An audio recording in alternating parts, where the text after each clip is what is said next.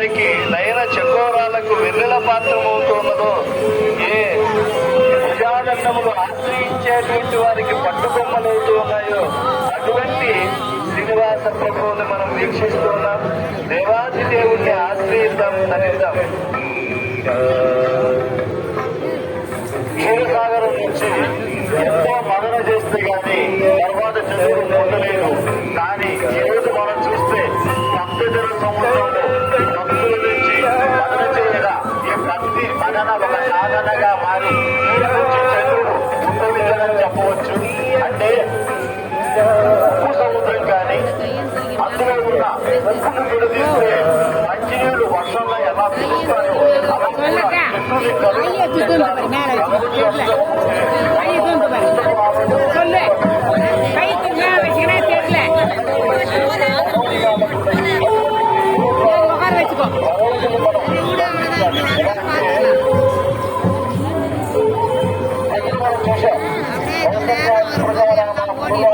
ప్రవర్తన చెప్పినట్టుగా మనల్ని మేల్కొల్పడానికి ఆ విధంగా విశ్వామిత్రుడుగా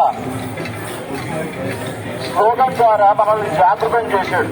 ఆ జాగృతం చేసినప్పుడు అక్కడున్న ఉష్ణమంతా తాపమై సూర్యుని యొక్క వేడి మధ్యాహ్న మార్తాడుగా ఉండటం వల్ల ఎవరైనా కూడా అలసిపోతారు, కొలసిపోతారు.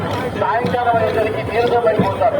అటువంటి వారికి తల్లి చల్లగా పువ్వు పెట్టి అన్నం పెట్టి ప్రశాంతంగా పాలు పోసిన తర్వాత ఆ చిన్న బిడ్డ శిశువుగా మారినప్పుడు ఆ తల్లి పాడుతుంది, చందమామ రావు జాబిల్లు రావు అని పాడుతుంది. కాబట్టి ఆ చందమామను చూపిస్తే మనకు కూడా చంద్రమామ మనసు చేత లక్ష్మికి ఏ విధంగా సోదరుడై వచ్చాడు, మనల్ని కూడా అందరికీ మామ ఆ చందమామ కాబట్టి ఆ మేనమామను మనం చూసినట్టుగా ఎంతో ప్రశాంతంగా సంతోషంగా సంతృప్తిగా ఫీల్ అవుతాం. కాబట్టి ఆ అనుభూతి రావాలంటే చంద్రుడిగా మనకు కలగాలి. ఎలా కలుగుతుందంటే మనసు స్వచ్ఛంగా ఉండాలి, మాట నిర్మలంగా ఉండాలి. ఆ మనసు పరిశుభ్రమైతేనే మన చర్యలన్నీ కూడా ప్రశాంతంగా ఉంటాయి. ఆ విధంగా ప్రశాంతంగా ఉన్న స్వామిని మన ప్రసన్న వదనుడు వనదందుకు వస్తున్న స్వామిని మనం ప్రశాంతంతో ప్రార్థిద్దాం, ధరిద్దాం. అంతేకాదు